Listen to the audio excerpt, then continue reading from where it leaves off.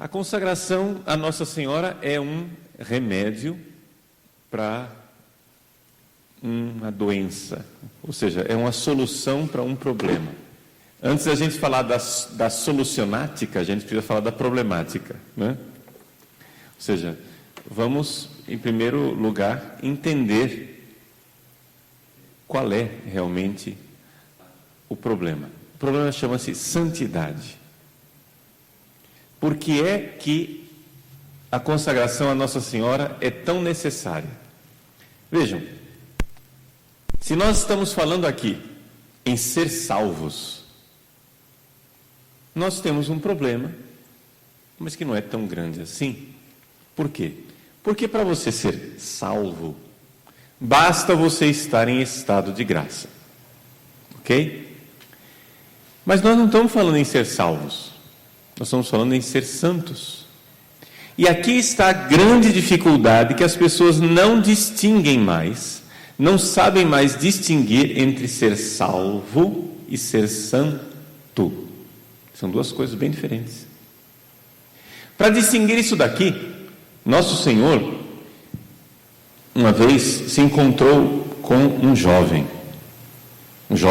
entusiasmado, chegou e disse: Senhor, o que devo fazer para entrar no reino dos céus?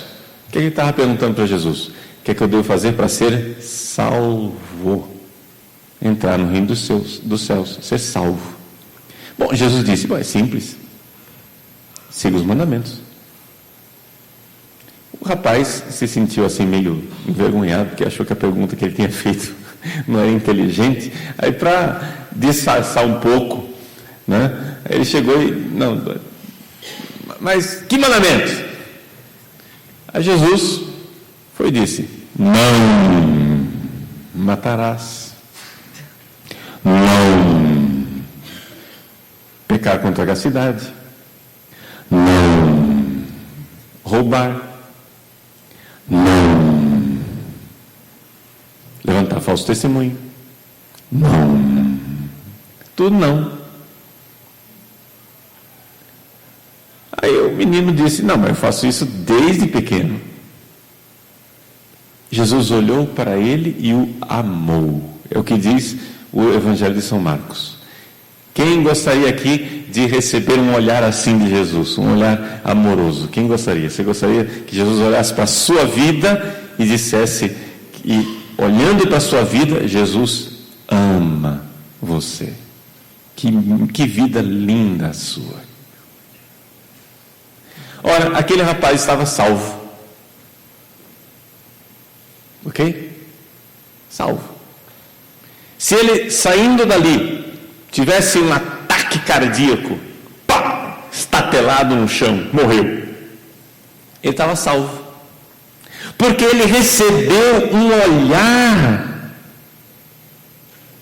de Jesus que o aprovou. A vida dele estava aprovada por Cristo. E Jesus não conhece só a aparência, conhece o coração.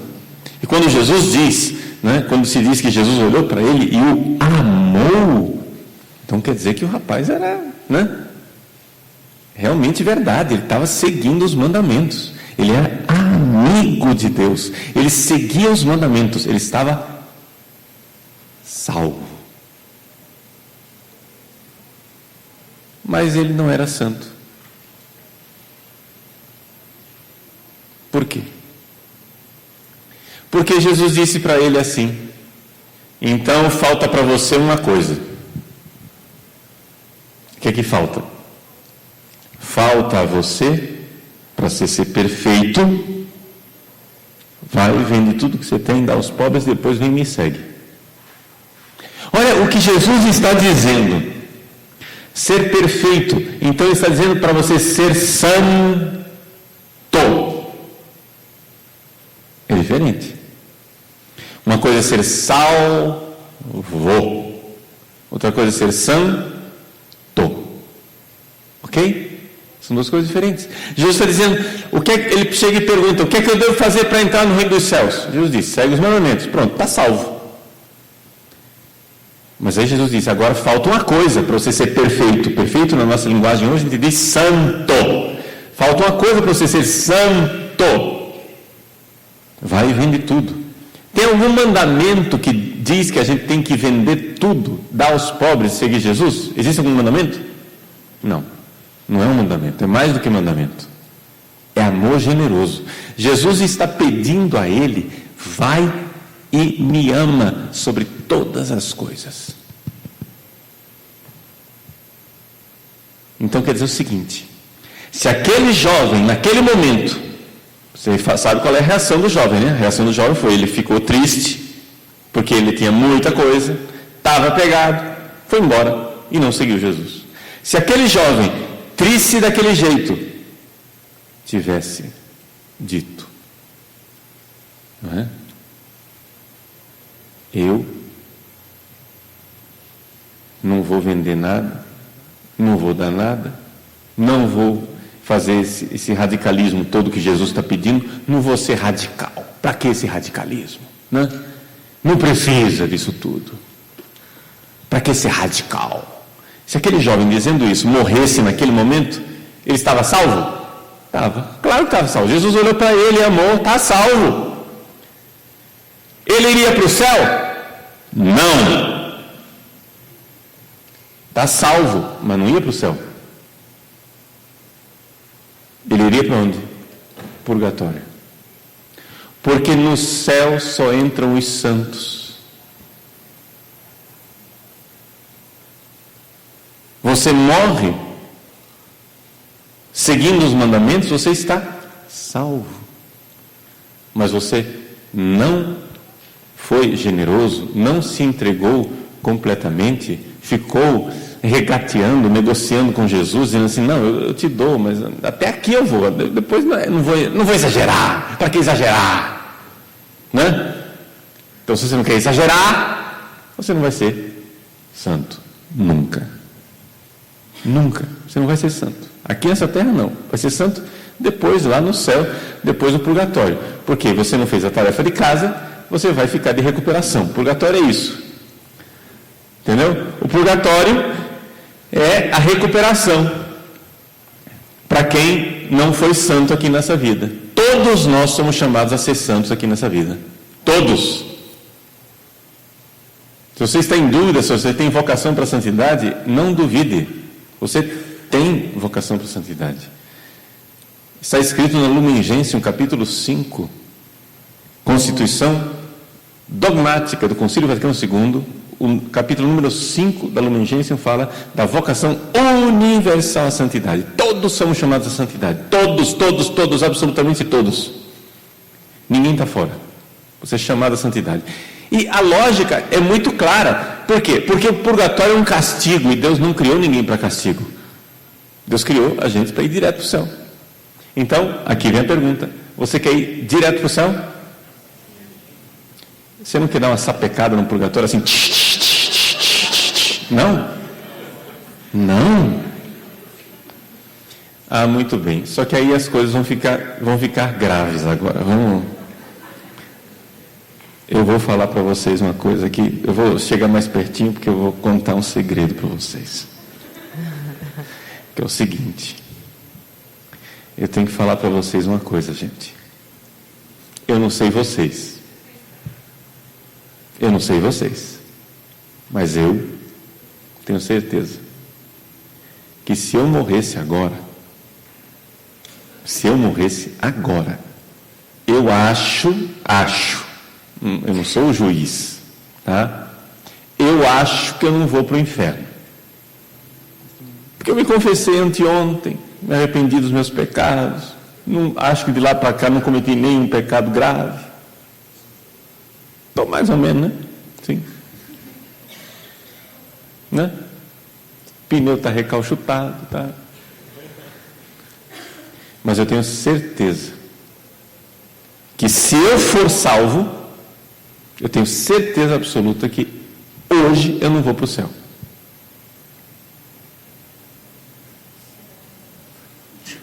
Eu tenho certeza absoluta, não é opinião. Como o Padre Paulo é humilde. Não é isso, minha filha. Vamos ser realistas. Não é questão de humildade, não.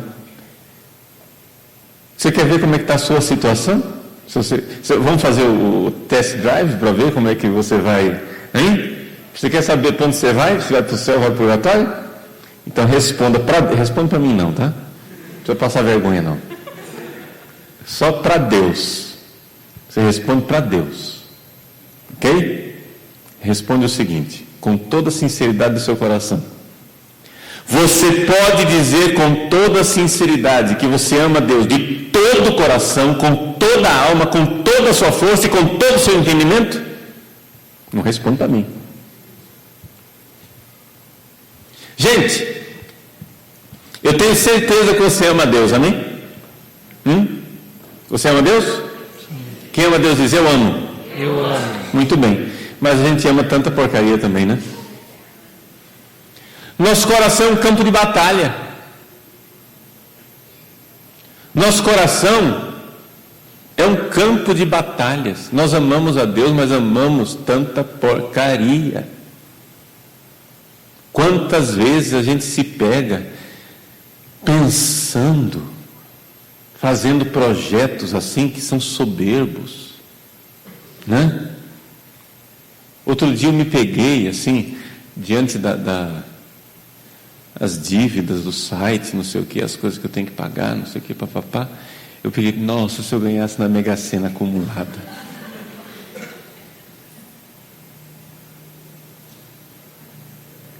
Ou seja, o que é isso? Isso daí é não querer depender da providência, está entendendo? Eu queria ter tanto dinheiro que eu não precisasse todo dia me ajoelhar e dizer, meu Deus, ajuda aí que o negócio está feio. Entendeu? Eu queria ser independente de Deus. Eu não quero pedir para Deus o pão nosso de cada dia. Eu quero que Ele me dê a padaria inteira logo, para eu ficar independente dEle. E eu não precisar todo dia ir lá pedir o pão de cada dia. Está entendendo? Então, gente, é importante nós nos darmos conta de que nós não somos santos. Salvo ainda vá lá, embora não dê para a gente ser presunçoso, porque hoje eu estou aqui em estado de graça falando com você, eu vou ali na esquina, sei lá que pecado eu cometo no meu coração, tchau, foi, né? Então não estou dizendo assim que a gente deve ser presunçoso, dizendo, estou salvo, não precisa dizer isso, né? Quem está de pé, cuida para não cair, porque basta 5 minutos de bobeira para desgraçar uma vida inteira, não é verdade?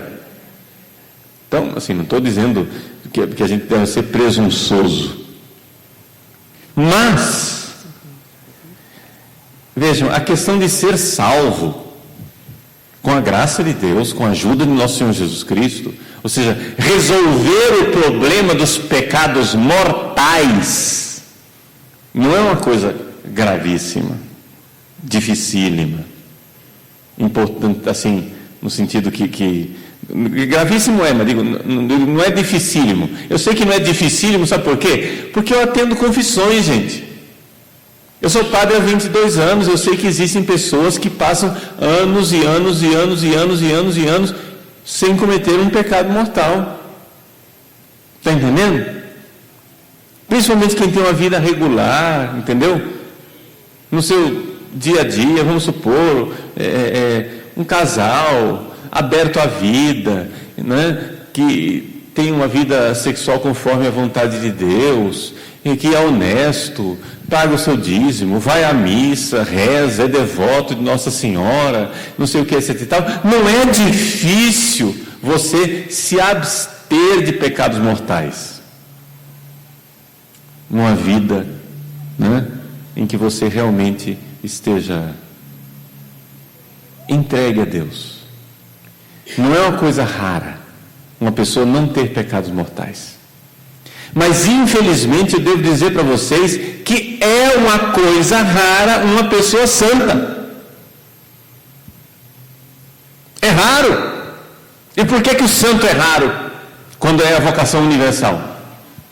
Por que é raro um santo quando todos, absolutamente todos, são chamados à santidade? por causa da doencinha lá do jovem rico.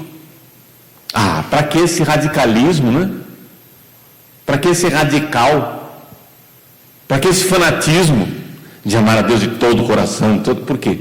Porque dentro de nós existe uma realidade do pecado original que nós temos medo de nos doar a Deus.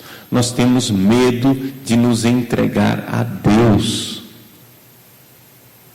Nós amamos Deus, mas não queremos entregar demais. Nós estamos sempre regrando. Estamos sempre dizendo, eu dou até aqui, daqui para frente não dá. Então, para amar a Deus de todo o coração, toda a alma, todo o entendimento, existe esse problema fundamental e radical, que é um defeito de fábrica nosso. E de onde vem isso? Vem do pecado original. No pecado original, quando Adão e Eva pecaram, naquele dia no paraíso, quando Deus desceu para passear na brisa da tarde, Deus perguntou a Adão, onde estás? E Adão se escondeu atrás do arbusto, com medo de Deus. Essa é a primeira consequência do pecado original, medo de Deus, medo de se entregar. E gente, a gente fica dando cabeçada por aí. Nós deveríamos ser generosos com Deus e não somos. Nós estamos sempre querendo nos poupar.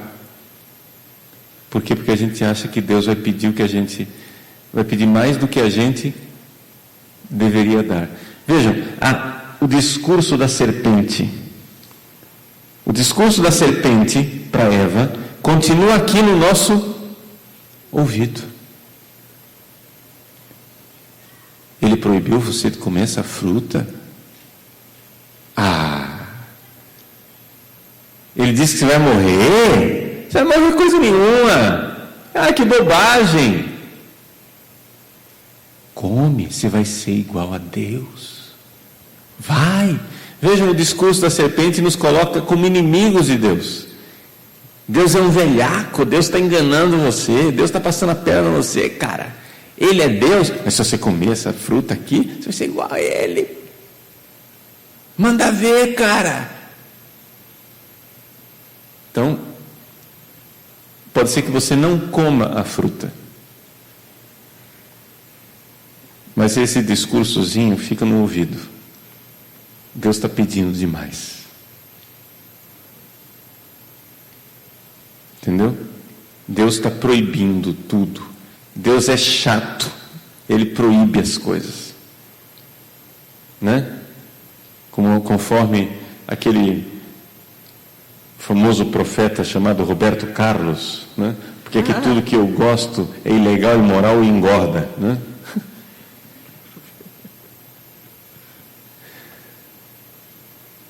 Então, gente, como resolver esse problema? No Tratado da Verdadeira Devoção, São Luís Maria Grignon de Montfort faz um raciocínio muito simples. Que é o raciocínio dos Santos Padres. O título mais antigo de Nossa Senhora da Virgem Maria, além de Mãe de Deus, é o título de Nova Eva. A Nova Eva. Esse título, ele, segundo os grandes teólogos, como por exemplo o padre Gabriele Maria Ruschini, como o frei Reginaldo Garrigou-Lagrange e Companhia Limitada, segundo esses grandes teólogos, o título de Nova Eva provavelmente é um título apostólico, ou seja, vem da época dos apóstolos. Porque no século II, vários santos padres começam a chamar Maria de Nova Eva. Em lugares, em geografias diferentes, ou seja, de repente, Justino, o mártir, chama Maria de Nova Eva.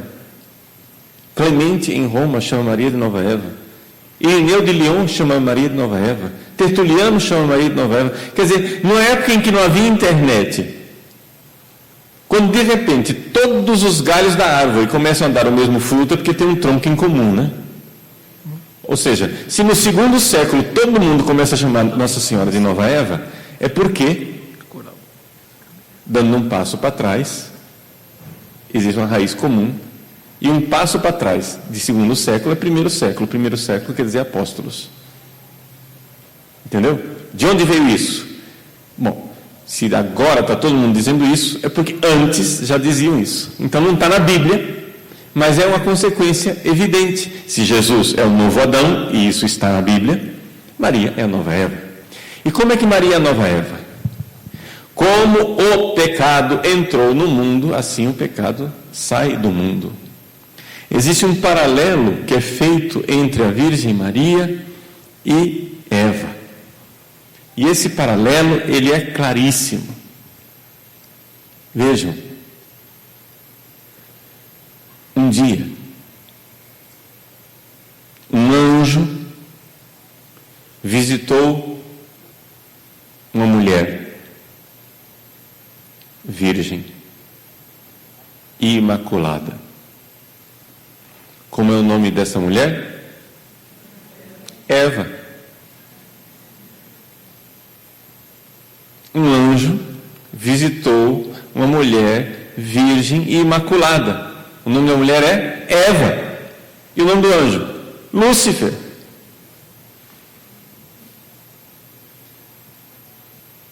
E ela então se revoltou contra Deus. Desobedeceu. E com isso, a morte e a desgraça entrou no mundo. Como que a gente faz agora para a vida e a graça entrar no mundo? Deus usa o mesmo método. Um dia um anjo, agora sim, visitou uma mulher virgem, imaculada. O nome do anjo era Gabriel e o nome da mulher era Maria. E através desta obediência da Virgem Santíssima entra a salvação no mundo. Por isso, assim como Eva teve um papel na perdição, Maria tem um papel definitivo na redenção. Nós todos, filhos de Eva, estamos lascados. Para a gente entrar na graça, a gente precisa ser filho de Maria. A coisa é muito óbvia, é muito evidente. Mas até aqui eu estou falando de uma coisa que nos ajuda para a salvação. Mas eu disse para vocês que o problema maior, embora a salvação já seja uma grande coisa, pelo amor de Deus, tá? Se eu morrer hoje e for purgatório, eu estou muito agradecido a Deus. Por quê? Porque o purgatório é uma grande esperança. Pelo menos para mim é a esperança que eu tenho agora, né? Se não tivesse purgatório, estava feio. Então veja, mas o problema nosso é a santidade. Nós precisamos ser santos. Precisamos nos entregar completamente, mas dentro de nós existe um medo de nós nos entregarmos. E então a entrega feita a Deus, ela se torna mais fácil através de Maria. Ou seja, Deus sabia que nós teríamos essa dificuldade de nos entregarmos a Deus. Veja, o defeito não está no amor de Deus. Vamos dizer bem clarinho, o amor de Deus, e isso São Luís diz com toda clareza no tratado, o amor de Deus é infinitamente maior do que o amor de Maria. Amém? Está claro isso para vocês? Maria é uma criatura. O amor de Deus é infinitamente maior. Ou seja, Deus infinito, Maria é menos do que um átomo diante de Deus.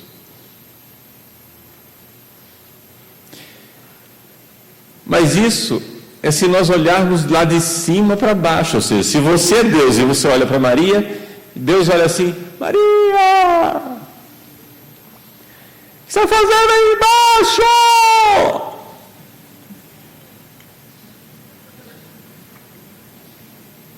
Mas se você olha de baixo para cima, de onde nós estamos, a Virgem Santíssima é maior do que toda a criação. Se você pegar todo o amor de todos os anjos juntos, de todos os santos juntos, não somente os santos que estão no céu agora, mas os santos que estarão no céu no futuro, todo o amor das criaturas inteiras, de um lado, e o amor de Maria, do outro, o amor de Maria é imensamente maior do que toda a criação junta. Você vai chegar a dizer, padre, mas isso não corresponde àquilo que a gente vê na Bíblia. Na Bíblia, Maria é uma mulher humilde. Eu sei disso. E São Luís explica isso, usando os santos padres. Ele diz, o segredo de Maria, a Virgem Maria, foi escondida até dela mesma. Não é que as pessoas que estavam ao redor não enxergavam Maria, a grandeza que ela tinha. Nem ela enxergava. Por quê? Deus fez isso para preservá-la da soberba. Nem ela sabia a grandeza dela. Nem os anjos sabiam da grandeza de Nossa Senhora. Os anjos perguntam: que est ista? Quem é ela? Quem é essa? Quem é essa? Os anjos ficaram perplexos quando começaram a descobrir a grandeza de Maria. Isso é uma coisa bonita. Nesses dias, agora não estamos fazendo esse acampamento PHN sobre os anjos, né? Ontem eu acenei para essa história na palestra, não cheguei a aprofundar, mas isso é interessante nós sabermos, gente, que no céu não vão acabar as novidades, tá?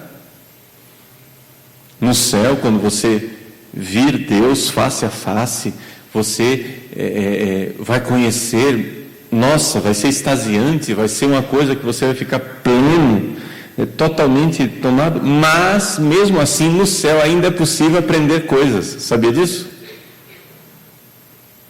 Por quê? Porque no céu, evidente, Deus não cabe na nossa cabeça.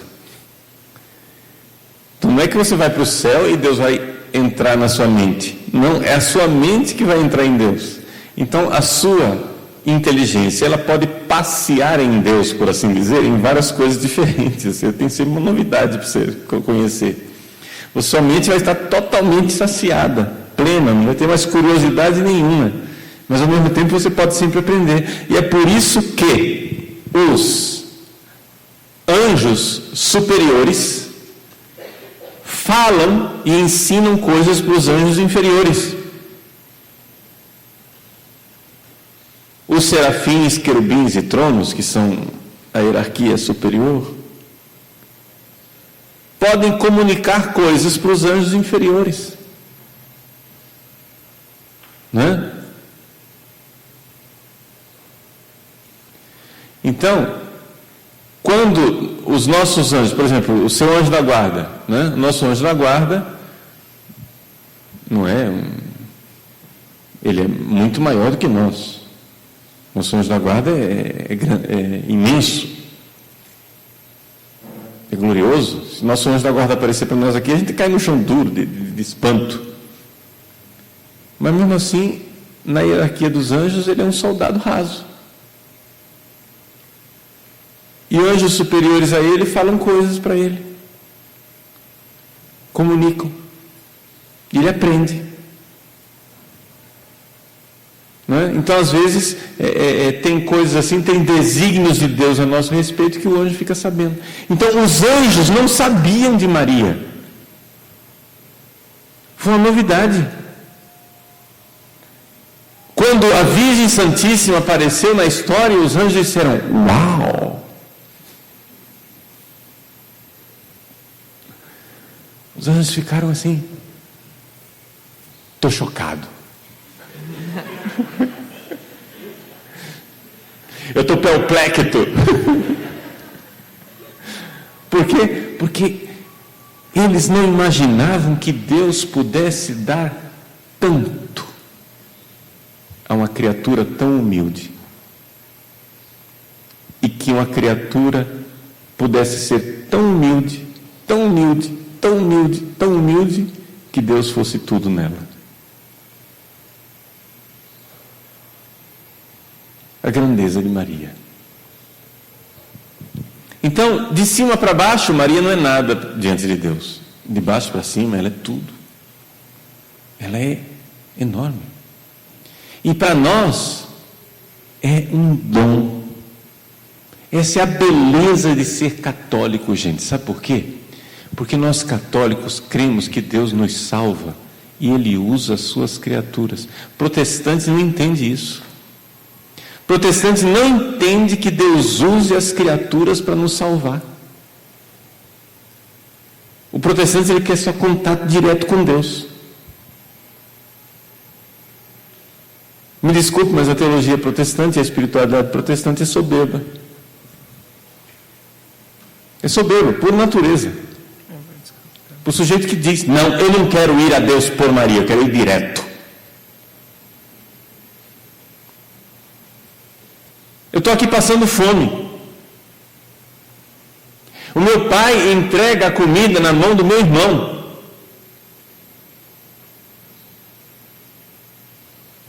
Ele diz: não, de você eu não quero. Só quero se eu receber direto de papai. Não, mas ele mandou para você esse presente. Não, se ele quer dar um presente, então que ele venha diretamente. Quem ele pensa que ele é?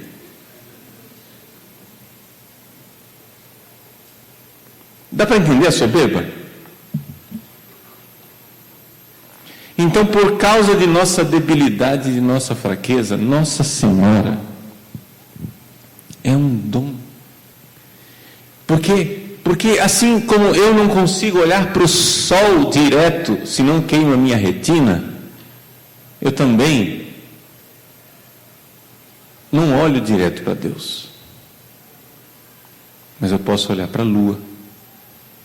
E Maria é o mistério da lua. A glória de Maria não rouba a glória de Deus, de forma alguma. A glória de Maria é reflexo da glória divina. Assim como a lua é reflexo do sol. A lua não tem luz própria. Toda a glória da lua é a glória do sol, é ou não é? Portanto, quando eu olho para a lua, louvo a lua, amo a lua, digo que linda a lua, eu estou dizendo aquilo que é obra da luz do sol. Sem a luz do sol, a lua seria uma pedra preta no firmamento, uma bola preta. Com a luz do sol, é a maravilha que nos ilumina. Assim Nossa Senhora.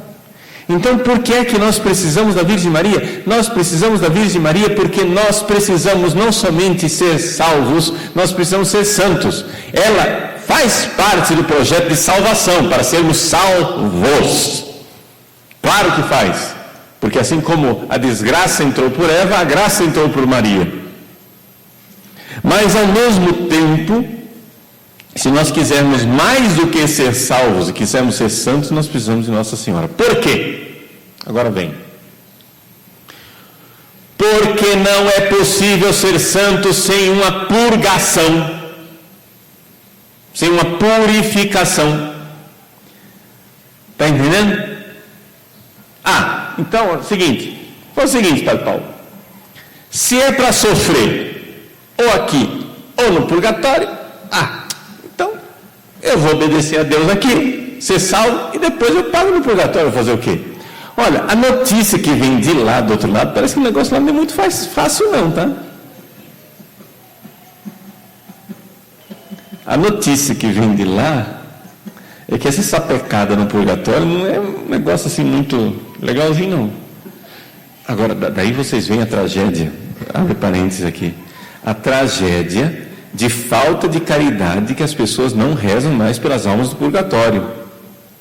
Abre parêntese aqui. Você tem parentes na sua família falecidos. Você reza pelos seus avós, pelos seus bisavós, pelos seus tios, pelos seus pais, pelos seus irmãos falecidos. Você reza.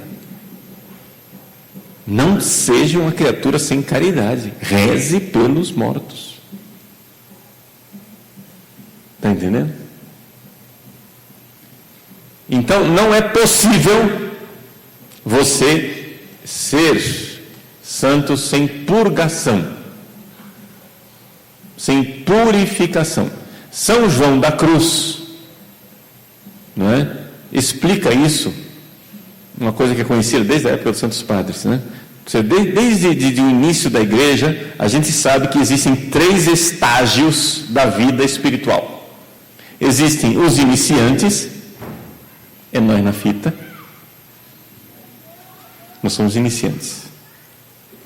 Existem os progredidos e existem os perfeitos. Ok? O que é que faz a passagem desses 3 estágios? São as 3 conversões. Você precisa ter 3 conversões. Primeira conversão. Segue os mandamentos. É aquela lá do rapazinho lá. Segue os mandamentos. Então a primeira conversão é essa aqui. Eu era um bêbado, eu vivia drogado, mas eu fui curado. Encontrei Jesus. Entendeu? Essa é a primeira conversão. Essa primeira conversão, tem gente que ainda está lutando com ela. O PHN é isso, é a primeira conversão. Por hoje eu não vou pecar. Estão lutando com isso, ainda. Mas para com esse negócio. Vamos para frente, gente. Tem a segunda conversão. E qual é a segunda conversão? A segunda conversão, ela é uma chamada purificação dos sentidos. Como que você chega lá na segunda conversão? Primeira dica: pare de querer lutar para evitar somente os pecados mortais. Lute contra os pecados veniais. Você tem que tomar, se você quer passar pela segunda, isso ainda não é a segunda conversão, mas é necessário para chegar na segunda conversão. Para você chegar na segunda conversão, você tem que tomar a firme resolução de que você vai parar com essa sem vergonhice de pecado venial.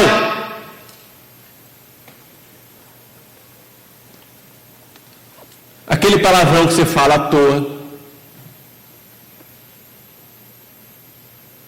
Aquele olhar indiscreto que você dirige ao corpo de outra pessoa.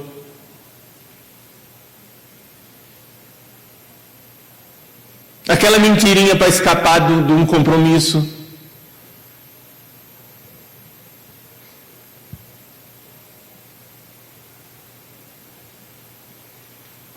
Aquela impaciência no trânsito que você xinga a pessoa que estava... idiota!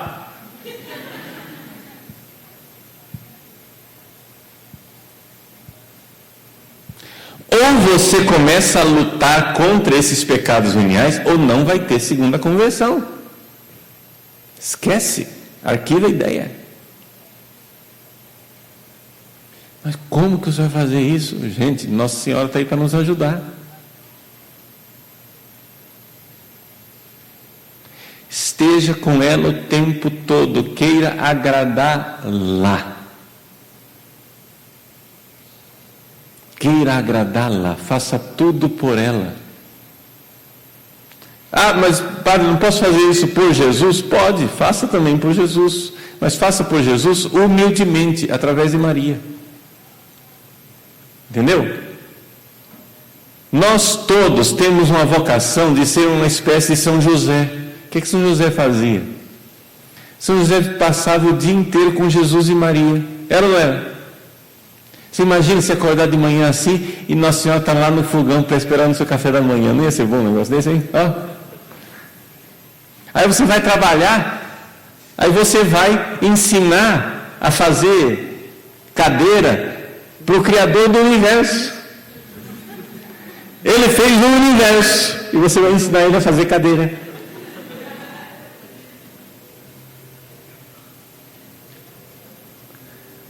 A intimidade, sim, São José é o modelo de todos os devotos de Nossa Senhora.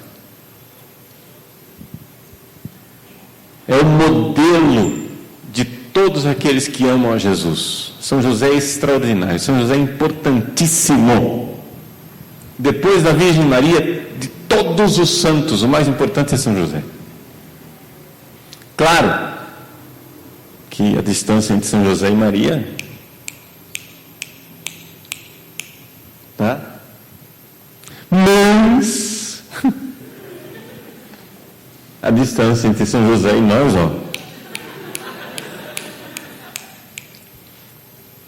Então São José, com a devoção dele, ele fazia tudo para agradar Jesus e Maria. E ele fazia as coisas que ele fazia para agradar Maria, ele fazia também porque sabia que elas agradavam Jesus. E as coisas que ele fazia para agradar Jesus, ele sabia que agradava Maria. Que coisa extraordinária você passar os seus dias e acordar todos os dias, se sentar à mesa todos os dias com 2 corações imaculados. Um coração divino, abrasado de amor, e um coração imaculado. Meu Deus! Como era São José? Como São José é modelo para nós. Como São José é modelo para todos nós. Então, foi nesta escola, com estes 2 corações, que São José aprendeu.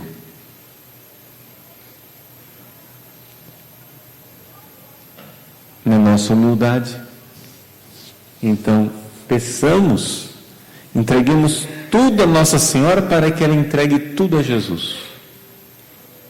Ela está mais próxima de nós. Por isso que Jesus colocou, então a gente vai entregando a ela, pedindo, diante da presença de Nossa Senhora. Eu não sei se isso ajuda vocês, mas pelo menos a mim. Você vê, por exemplo, lá em casa, minha mãe nunca permitiu que se falasse palavrão na presença dela. Meu pai e eu falávamos palavrão, longe dela, a gente falava. É coisa de homem, entendeu? Pelo menos, é que hoje em dia se perdeu um pouco esse senso das coisas. Mas antigamente, né, nós homens éramos formados para nunca falar uma imoralidade na presença de uma mulher. Me desculpe, mas hoje em dia as mulheres estão crescendo mais depravadas do que os homens. É um negócio triste.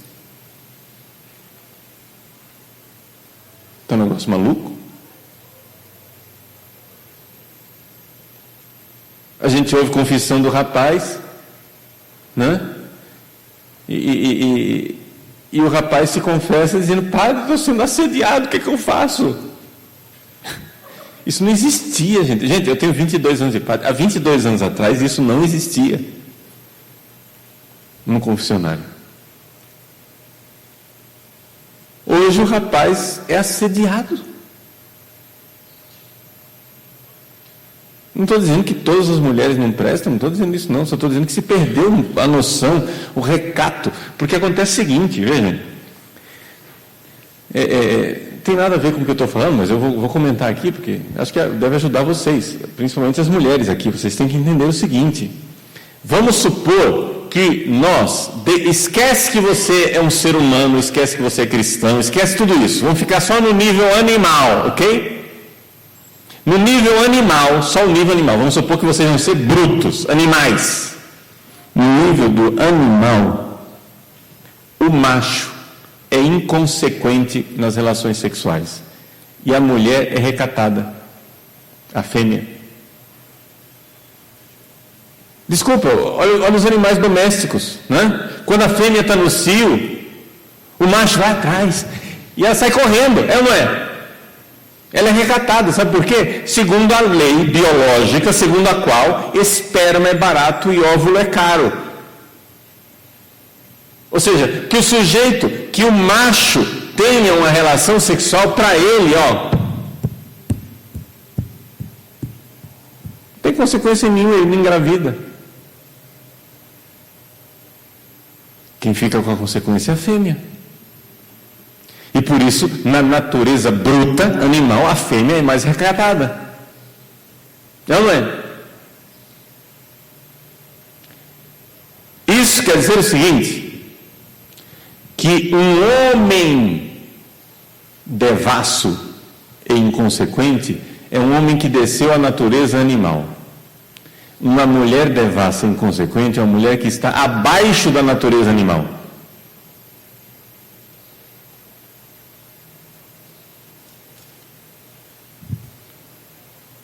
E quando o diabo faz as coisas, ele faz muito bem feitas. Ele sabe o que é que vai destruir as famílias. A depravação da mulher. Veja, eu não estou tirando o corpo fora e dizendo, o senhor é homem, está sendo machista, chauvinista, dizendo que homem pode, mulher não pode. Não, gente, a santidade é para todos, a castidade é para todo mundo. A castidade para o homem, a castidade para o homem é difícil. Para a mulher deveria ser mais natural. O problema é que as mulheres estão tão feridas, estão sendo tão usadas, estraçalhadas por esse sistema demoníaco que está na sociedade, que a mulher precisa ser restaurada. E Maria é modelo extraordinário para as mulheres. Por quê? Porque ela é esposa e mãe. Toda mulher madura é esposa e mãe. Mesmo que seja freira. Não tem problema não. É esposa e mãe. Uma mulher que não é mãe é uma mulher que não amadureceu. Mas o que é que estão fazendo agora? Né? Antigamente você educava as meninas, você dava para elas um bebezinho gorduchinho, assim, com uma mamadeira para ela trocar a fralda. Né? Não era assim? Agora você dá uma Barbie para ela aprender a ser piriguete desde pequenininha.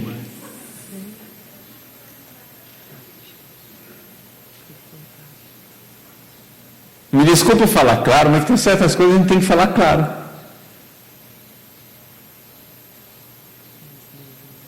Está entendendo a perversão que está acontecendo com as pobres das mulheres? É por isso que Nossa Senhora é mais importante do que nunca para as mulheres. Para nós homens também. Mas para as mulheres, a mulher precisa restaurar a sua identidade. Identidade. Os homens também precisam restaurar a identidade. Mas é que as mulheres estão sendo o foco do ataque demoníaco. Por quê? Porque existe algo de demoníaco no ódio contra a mulher. Porém, inimizade entre ti e a mulher. Estão entendendo como Nossa Senhora é importante nessa luta? Mulheres, vocês mais do que ninguém precisam se consagrar. Nós homens também, mas vocês mais do que nunca. Porque vocês precisam ser restauradas na identidade de vocês. Vocês estão sendo machucadas. As mulheres estão passando pela máquina de moer cana, estão sendo destruídas e saindo machucadas dessa história toda. Quando finalmente a mulher passa por todo o processo de se restaurar, aí ela chega lá na frente, já está com seus 40, 50 anos, a vida já passou, e ela tem tantas feridas e tantas coisas que ficaram para trás não resolvidas. Eu conheço várias mulheres assim, né? uma mulher que teve uma vida de sexo livre, não sei o quê, papapá, aí depois, aí eu quero mestrado, doutorado, e vivendo a sua vida, e eu sou a tal, independente, isso e aquilo, resolveu se casar. Quando ela viu que nada daquilo satisfazia, resolveu ser mãe. Mas aí já era tarde, porque a natureza não contribuía mais. É uma coisa incrível como o demônio tem ódio de uma mulher grávida. Nossos anjos da guarda nos ajudam. Nossa Senhora nos protege. Eles têm um poder muito maior do que o demônio. Está entendendo? Não precisa ter medo. Mas saiba que existe o ódio. Porque toda mulher grávida é uma espécie de sacramental de Maria grávida de Jesus. Existem coisas assim, por exemplo, todo mundo sabe que eu sou pró-vida, eu luto contra o aborto, é uma coisa abominável. Por exemplo, tem o pessoal que fica mexendo na internet com essa história de aborto, que até põe fotos, filmes de aborto. Eu não gosto nem de ver aquilo. Não, eu não consigo ver. A pessoa me mostra foto de aborto. Não quero ver. Não quero ver. Isso me agride. Isso é o fim da picada. Eu tenho um carinho muito grande por crianças, por bebês, por mulheres grávidas, que beleza. Outro dia eu estava no supermercado, comprando, né? Porque sabe que padre vai ao supermercado também, né? Ué, quem que vai fazer compra lá em casa? Uma semana sou eu, outra semana eu paro, a gente reveza, né? Aí lá estava eu com o meu carrinho, etc e tal. Uma senhora grávida, mexendo na prateleira na frente. Vocês acreditam que veio o ataque demoníaco? Porque quando uma das provas mais claras de que você está sendo atacado pelo demônio é quando a ideia que vem à tua cabeça é tão absurda que ela não tem nenhum correspondente na sua natureza. Ou seja, você não é assim. A ideia caiu do nada, não tem nada a ver com você.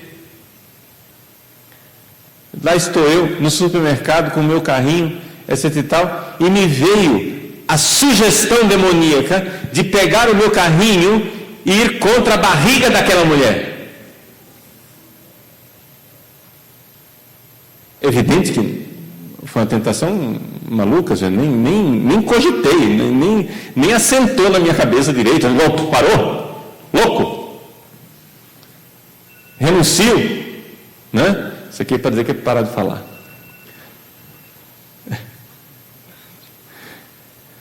Está entendendo? Mas essas tentações demoníacas existem. Todos nós. Não tem jeito de escapar da tentação não, hein, gente? Não tem jeito de escapar de tentação. Por quê? Jesus não disse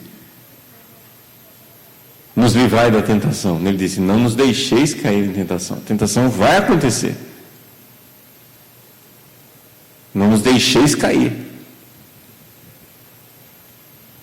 Agora, vejam, é importantíssimo, não é?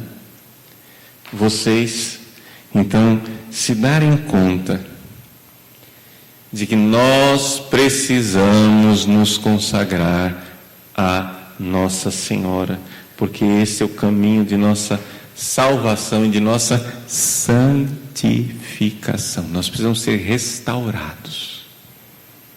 Existem desordens dentro de nós e Nossa Senhora nos ajuda, principalmente as mulheres. Eu insisto muito, as mulheres precisam ser restauradas, os homens também, mas sobretudo as mulheres, porque as mulheres é que estão sendo atacadas de forma mais direta na sua natureza, para serem pervertidas, porque existe uma inimizade entre o demônio e a mulher.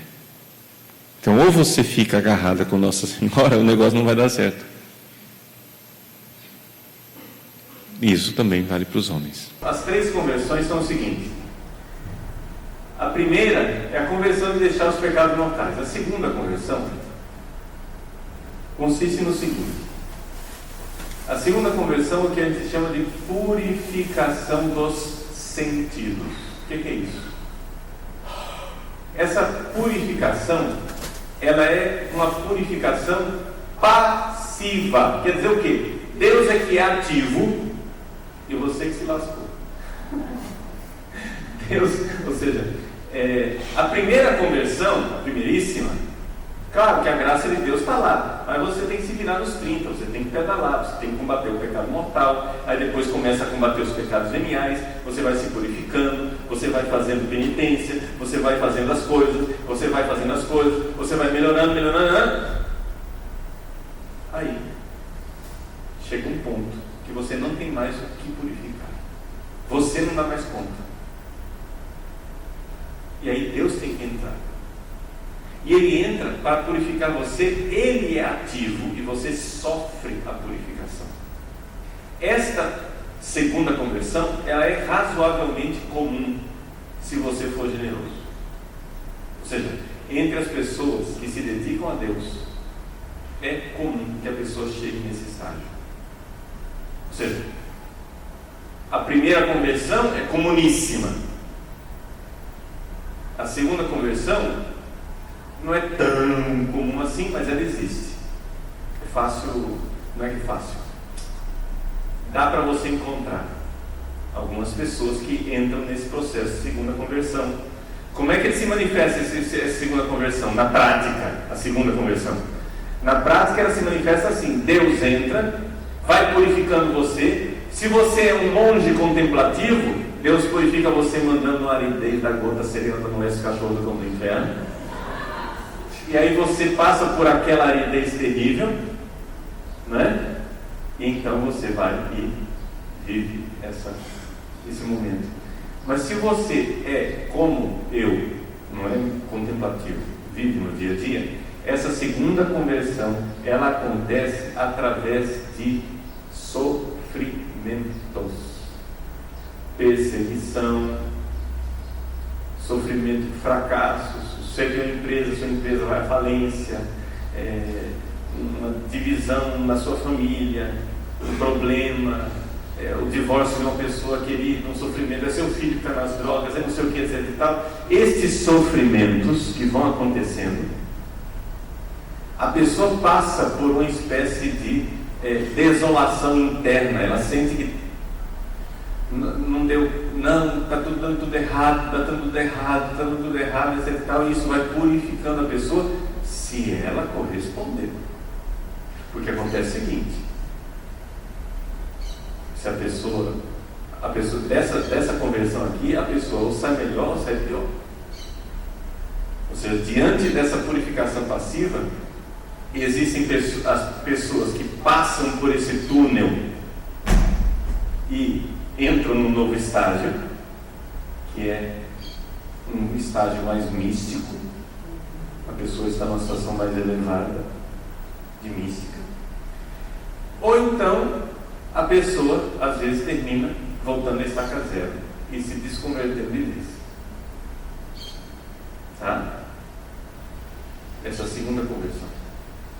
Aí começa depois da segunda conversão, começa então essa fase dos chamados progredidos. O que são os progredidos? São pessoas que já vivem uma vida espiritual mais mística. Deixa eu explicar a palavra mística para vocês. É quando você sofre as coisas divinas.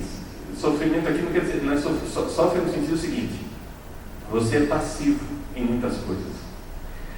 Quando nós rezamos, 99,999% das pessoas, quando você reza, o que você faz? Você reza, até mesmo quando você quer ouvir as coisas de Deus, quando você está pedindo a palavra de Deus, você é muito ativo, né? Você vai e reza, etc e tal, então você vai e ora em línguas, ou então você vai e faz adoração, você vai fazendo coisas para Deus falar com você, é você fazendo. Quando você entra nessa segunda fase mais progredida, você começa a ver que a oração, ela se torna mais oração de quietude. A alma fica quieta e Deus é que começa a mudar as ondas dele. A pessoa fica mais quieta. Então entra uma fase que a gente chama fase iluminativa, que é caracterizada pela presença dos dons do Espírito Santo. Ou seja, os dons do Espírito Santo estão com você desde a crisma, o batismo, mas eles não se manifestam tanto. Nessa fase iluminativa, os dons começam a aparecer mais claramente. Atenção, esses dons do Espírito Santo que eu estou falando não são os dons carismáticos, tá? Eu estou falando dos 7 dons do Espírito Santo. Não é? Você começa a ver que a pessoa tem uma sabedoria superior, que a pessoa tem uma inteligência superior, um conselho, uma fortaleza, um temor de Deus, uma piedade, uma coisa que você vê que não é a pessoa agindo, é Deus agindo nela. Qual é a diferença desses 7 dons do Espírito Santo para os dons carismáticos? Dom carismático não quer dizer santidade pessoal, ponto e acabou. O cara tem dom carismático, mas a vida dele é uma nheca. Os 7 dons do Espírito Santo, quando eles se manifestam, eles são de santificação pessoal. Você vê a santidade na pessoa quando entra nessa fase iluminativa. E aí vem então a terceira conversão, que é a sua pergunta propriamente dita, porque na verdade eu não tinha explicado direito a segunda conversão também. A terceira conversão é o que se chama de purificação do espírito ou da alma. A segunda é purificação dos sentidos. Essa aqui é a purificação do espírito ou da alma. Noite escura da alma. Então, tem a primeira conversão, que é normal. A segunda conversão é a noite escura dos sentidos, ou purificação dos sentidos. E a terceira conversão é a noite escura da alma, ou a purificação da alma. Em que consiste isso? Aí, meu irmãozinho, são raríssimas as pessoas. Aqui só estamos falando dos grandes santos. Dos grandes santos. Tá? Grandes, eu digo aqui, raros.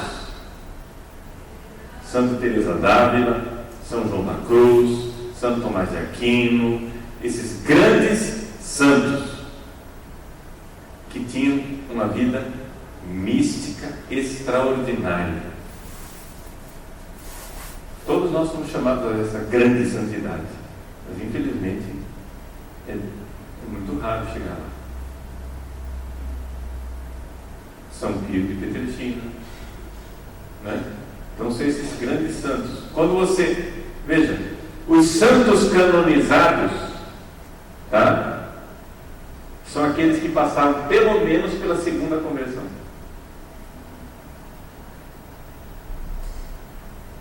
Santo canonizado é da segunda conversão para frente, ele é pelo menos um progredido. Nem todos os santos chegaram à perfeição, porque aqui nós estamos falando essas 3 fases. Santa Teresa d'Ávila explicou em 7 moradas, né? As famosas 7 moradas. A classificação dessas 7 moradas é diferente de acordo com os vários autores. Eu explico as coisas da seguinte maneira: a primeira, a segunda e a terceira morada estão ainda para os iniciantes,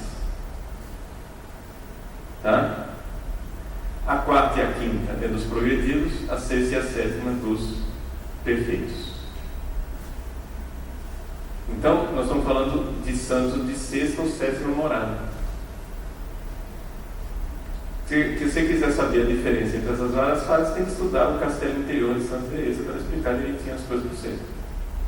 Tá? Porque aqui numa palestrinha assim não dá para entrar nesses detalhes. Ok? Tá joia? Vamos lá.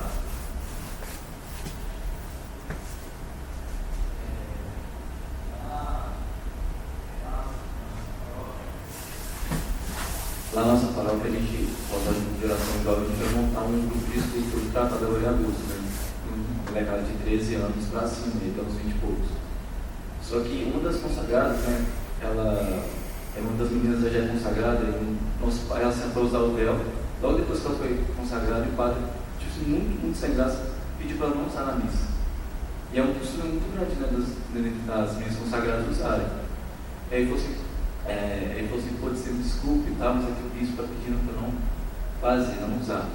Esse muito sem graça mesmo. É porque a menina de 15 anos na paróquia começar a usar véu, sabe? Eu acho que qualquer padre ficaria bem contente. E aí assim, a gente vai começar agora o grupo, já tem umas 20 pessoas para começar, a maioria são mulheres, que a gente pode tentar fazer. Tipo assim, claro, obediência sempre, mas, pô, isso aqui não pode mesmo? Não, veja. Vamos distinguir uma coisa, outra coisa. Em questão de direito, e outra é uma questão de prudência. Entendeu? Então, uma coisa, outra coisa. Todas as mulheres podem usar véu. O que é necessário para uma mulher usar véu durante a missa? Ser do sexo feminino. Ponto. Acabou. Não tem. Entende? Quem não pode usar véu sou eu. Eu não posso usar véu durante a missa. Mas qualquer mulher pode usar véu. Não tem nada a ver com consagração. Tem a ver com ser do sexo feminino. Ok? Por quê? Porque é uma forma de a mulher honrar a Deus, louvar a Deus, e está intimamente ligada à Eucaristia. Ou seja, que para receber a comunhão, para participar da missa, né, se usa o véu. Por quê? Porque a glória da mulher é o cabelo. Ela esconde a sua glória para dar glória a Deus. Né? Eu acho que é coisa normal e natural. Todas as mulheres sabem disso. O cuidado que as mulheres têm com o cabelo. Sim ou não? Eu acho que não é. Embora hoje em dia as coisas estão meio complicadas, né? Mas não é geralmente a preocupação dos homens, né? Hoje em dia não dá mais para afirmar isso com tanta ênfase, né? De forma tão categórica, né? Não dá. Mas, todos os casos, é a forma de a mulher louvar a Deus. Né? Tem fundamento na Sagrada Escritura, tem tudo isso, etc, etc. Ponto. Então, na verdade, todas as mulheres têm direito de usar véu. Não precisa ser religiosa, não precisa ser consagrada, não precisa de nada disso. Toda mulher tem direito de usar véu. Ponto. E acabou. Agora, uma coisa é direito, outra coisa é prudência. Por exemplo, imaginemos uma ministra da comunhão que faz um trabalho extraordinário com os doentes, faz um bem imenso na comunidade, ela começa a usar véu, aí o padre chega e diz: se você continuar usando véu, tira o ministério. O padre está realizando um abuso de poder, ele não tem poder de fazer isso. Mas infelizmente ele faz isso. Ele tira. E você vai deixar de fazer o bem por causa disso. Segundo exemplo, é catequise. Se você usar véu, você não vai fazer catequise. Aí o que acontece? Tira essa pessoa que tem uma fé reta, católica, maravilhosa, que está fazendo um trabalho lindo com as crianças, para colocar uma feminista doida, maluca, no lugar. Quer dizer, por causa de um pedaço de pano, nós perdemos um bem imenso, entendeu o problema? Então tem que saber medir o que você está fazendo. Então, a pessoa tem o direito de usar? Tem. Ela precisa exercer esse direito, aí a prudência é quem vai avaliar. Por exemplo, dentro da sua comunidade, está entrando a consagração. O que é melhor? Que mais pessoas sejam consagradas, mesmo não usando o véu? Ou que o padre tanque as portas para a consagração porque está criando confusão na paróquia, o bispo está em cima dele. Entendeu? E aí você perdeu o apostolado de consagrar as pessoas. Então eu não estou dizendo que a gente precisa ser medroso. A gente pode ser prudente. Porque nem sempre o conflito é o caminho. Entendeu? Às vezes não tem jeito, você tem que ser mártir mesmo e acabou. Mas tem coisas que não é necessário esse tipo de conflito. Veja, a nossa vida espiritual ela é uma vida ascética e mística. Todos os cristãos têm ascética e todos os cristãos têm mística. Quer dizer o seguinte: toda vida espiritual tem uma parte ativa, que é a ascética. Asqueu em grego quer dizer exercício, quer dizer, você se esforça, você vai lá, marca o horário, eu vou rezar, agora eu vou rezar. É ascética, entendeu? Você está fazendo um esforço seu, você vai lá e reza, você faz penitência, você faz jejum, você, entendeu? Você está fazendo o seu esforço, mas esse esforço, se não tiver uma ação divina, não adianta nada. E quer dizer o seguinte: o próprio fato de você estar querendo ser santo, isso é uma ação divina, você já é uma coisa mística, porque ninguém deseja ser santo sem que a graça de Deus esteja despertando esse desejo no seu coração. Então, enquanto eu estou aqui pregando a respeito da santidade e você está querendo ser santo, Deus está agindo no seu coração. Deus está lá, está fazendo. Então isso é místico. Mas então não é questão de que existe uma divisão clara entre uma fase ascética e uma fase mística. Não, é uma fase predominantemente ascética e depois uma fase predominantemente mística. Ou seja, na verdade, a ação da pessoa vai diminuindo cada vez mais e a ação de Deus vai aumentando cada vez mais, né? Com algumas passagens assim mais notáveis de ruptura, digamos assim, que a gente pode dizer, mas que na realidade a coisa vai crescendo organicamente. Esse processo, ele é um processo de crescimento, digamos assim, vou usar a palavra natural, a palavra não é mais, mas é um processo normal de crescimento de todo mundo. As pessoas se crescem assim, embora cada um tenha o seu caminho, a sua história pessoal, o seu jeito pessoal. Então é como se a gente estivesse assim, estudando biologia. Como que funciona um corpo humano? Aí em biologia, como que funciona? Você vai lá e estuda. Mas depois cada um tem a sua vida. Cada um tem um corpo diferente. Cada um tem seu histórico de saúde diferente, não é isso? Então a gente tem regras gerais.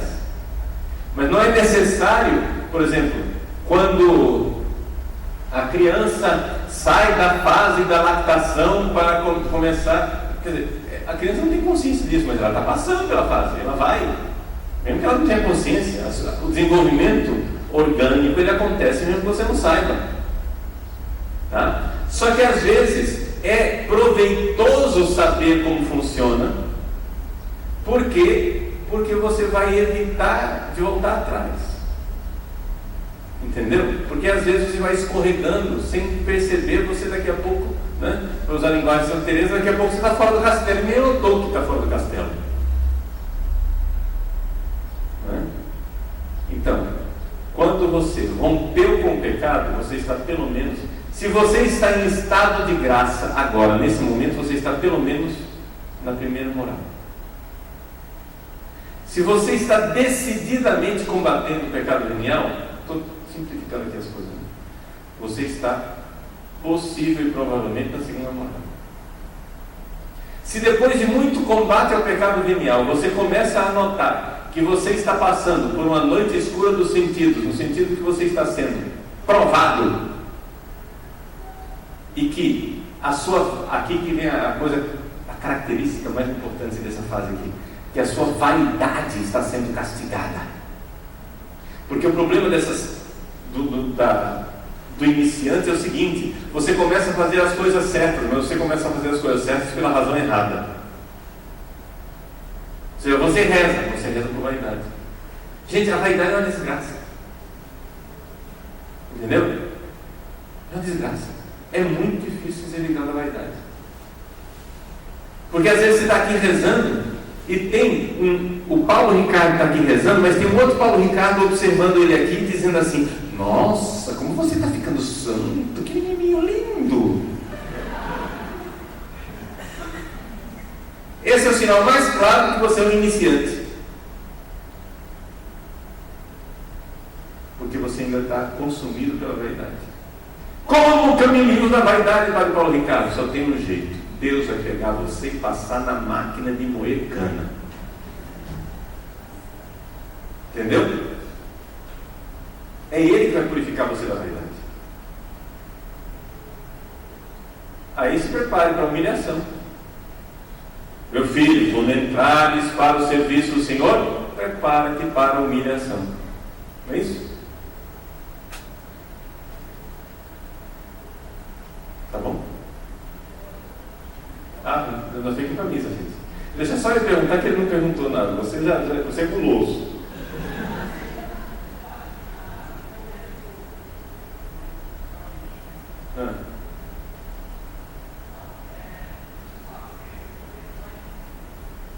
Alô? Será que só pode ser perfeito os religiosos, talvez os franciscanos? Assim, talvez o pai de família, será que conseguiria ser perfeito? Porque ele não conseguiria, talvez, vender tudo e dar aos pobres e seguir Jesus. Sim, o vai e vende tudo foi a receita que Jesus deu para aquele jovem rico, porque ele sabia que era o que ele precisava entregar. Entendeu? Mas a perfeição, ela é possível mesmo na vida dele. Só que acontece o seguinte, não é? É trabalhosa para todo mundo. Por quê? Porque você tem que... Como é que faz para você ser santo? Você tem que amar Deus mais do que a sua mulher, amar Deus mais do que os seus filhos, amar Deus mais do que o seu emprego, amar Deus mais do que o seu dinheiro, amar Deus mais do que a sua saúde física, amar Deus mais do que... Entendeu? Então, compreendo que a tarefa é grande, né? E como que a gente faz isso? A gente faz isso vivendo para os outros, vivendo para Jesus. Então, você quer a receita do vai e vende tudo para o leigo? Então escreve aí. Quem tem papel que está escrevendo aí, anota. Em uma frase eu vou dizer para você como você vai ser santo. Se você viver essa frase, você vai ser santo. Uma frase. Uma única frase. Já vou dizer tudo para você. Tudo que você precisa fazer numa frase só. E a frase não é tão extraordinária assim, não. Está todo mundo esperando uma bomba, né? Não, ela é bem prática. É uma coisa realmente possível. Escreve aí: viver totalmente. Pega a palavra totalmente e sublinha 53 vezes e meia. Viver totalmente. Viver totalmente. Para amar e servir Jesus nos meus irmãos. Ponto. Viver totalmente para amar e servir Jesus nos meus irmãos. Ponto. Se você viver isso, você é santo. Agora, o problema é o totalmente. Então quer dizer o seguinte: se você é leigo casado, você precisa ter relações sexuais com a sua esposa por amor a Cristo. Tem que ser totalmente, todas as áreas da sua vida. Outro dia eu atendi um dirigente espiritual meu, que eu já conheço há muitos anos, acompanho há muitos anos, mas agora ele é casado, etc. Chegou e disse para mim: padre, eu descobri o que é o sexo para Deus. Eu já tinha ensinado para ele as coisas e tal, mas disse: o que foi que aconteceu? Outro dia eu estava tendo relações sexuais com a minha esposa e comecei a chorar no meio da relação sexual porque eu estava amando Jesus.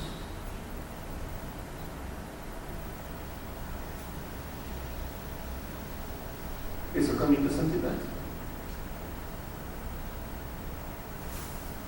E aí você vai.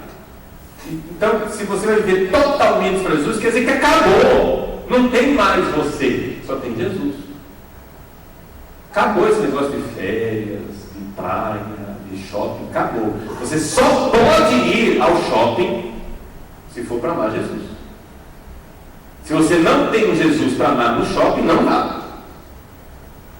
Então, se você vai levar o seu sobrinho, como se fosse o menino Jesus, para o shopping, vá. Se não, não. Você não pode mais fazer nada que não seja para amar Jesus. Se você vai à praia, você tem que arranjar um jeito de amar Jesus na praia. Se não, não vá. Você vai para a praia? Então vamos lá, vamos para os consagrados agora, né? Amar Jesus, você vai ter que viver totalmente para amar e servir Jesus nos irmãos através de Nossa Senhora, não é isso? Então, você vai agradar a Nossa Senhora. Como é que você vai agradar a Nossa Senhora? Eu ir à praia vai agradar a Nossa Senhora ou não vai agradar a Nossa Senhora? O que eu vou ver lá? O que eu vou mostrar lá? Gente, me desculpe, assim, não é questão de moralismo. De moralismo. Eu cresci na beira da praia, eu nasci em Recife. Eu morava na Avenida Boa Viagem, que fica na frente da praia de Boa Viagem, que naquela época não tinha tubarão. O porto de Suape acabou com a praia de Boa Viagem. Mas tudo bem. Naquela época não tinha tubarão. Eu chegava da escola, estudava de manhã, ia para a praia de tarde. Quando dava às 6 da tarde, minha mãe estava lá do outro lado da avenida, me xingando e dizendo para voltar para casa, xingando. Eu não falava palavrão não, mas xingando quer dizer assim, repreendendo. Dizendo, você está preto, feito um carvão, né? E ter ficado na praia o tempo todo. Mas deixa eu dizer para vocês, isso eu tinha o quê? Saí de Recife, eu tinha 11 anos de idade. Minha sexualidade estava começando a dar sinal de vida, né? Eu não fui muito precoce nessas coisas sexuais, não tinha ainda um corpo de homem ainda. Eu só estava começando a dar sinal de vida.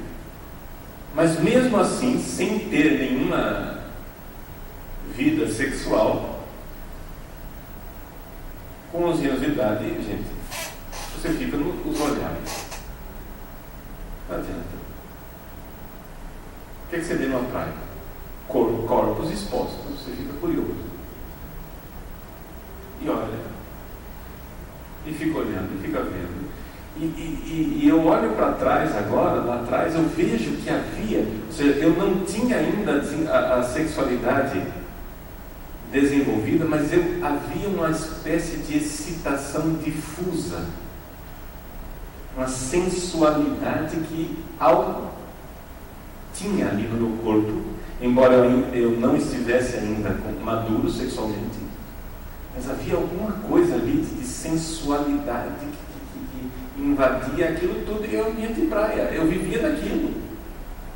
Para mim era a coisa mais natural e normal do mundo. Hoje, que eu estou há tantos anos afastado desse tipo de ambiente, é que eu noto como a impureza foi entrando na minha vida sem eu perceber.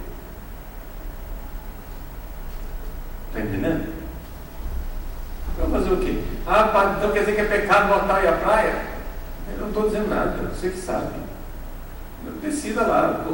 O que é amar a Deus de todo o coração, com toda a alma e com todo o entendimento. Não é questão de pecado ou não pecado. Eu já falei para vocês que eu não estou aqui lidando com questão de mandamento para ser salvo. Eu estou dizendo ser santo.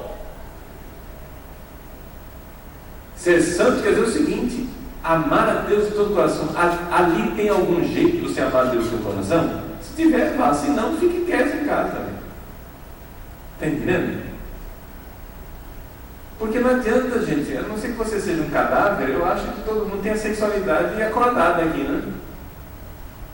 Tá vendo? Paulo está proibindo a gente ir para a praia. Não estou proibindo ninguém. Eu só estou dizendo, eu estou respondendo a sua pergunta.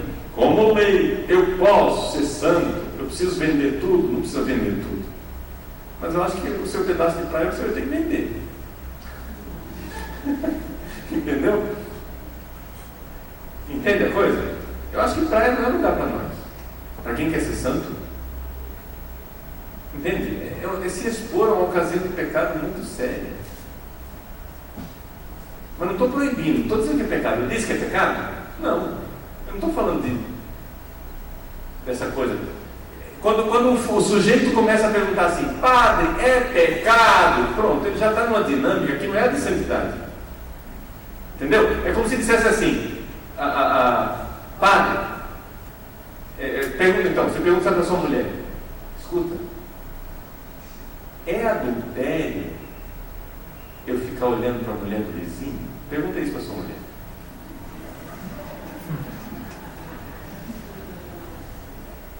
Não é questão, você faz esse tipo de pergunta, você tem que perguntar o quê? Como que eu devo fazer para amar mais a minha esposa? É ou não é? Essa é a pergunta. Como que eu tenho que fazer para amar mais Deus? E não ficar nesse lero-lero, mas será que é pecado? Ninguém faz esse tipo de pergunta quando ama. Quando você ama, você se doa generosamente.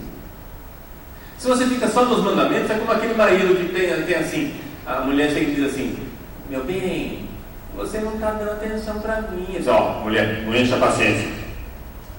Eu estou cumprindo meu dever. Olha aqui, ó, tem uma listinha no celular. Está escrito aqui. Todos os dias de manhã sorrir para ela e dar um beijo. É o meu checklist. Todo dia levar as crianças à escola. Colocar o lixo para fora terças e quintas. Ter relações com ela uma vez por semana. Não olhar para a vizinha que é muito mais bonita que ela.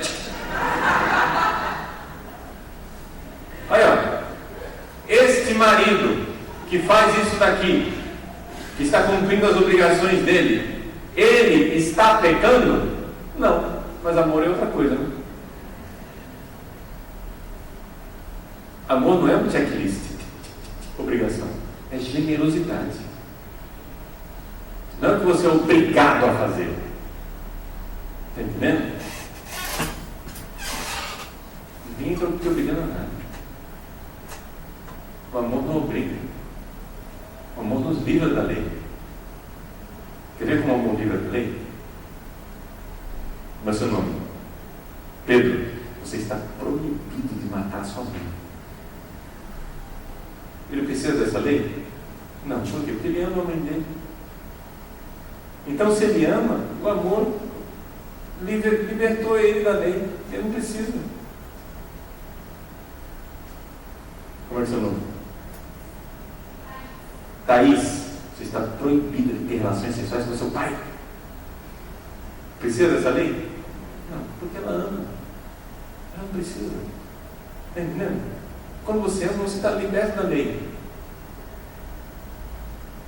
Não precisa ninguém chegar a dizer para uma pessoa que é de Deus, que você está obrigado a rezar. Você não entende? Não, eu amo.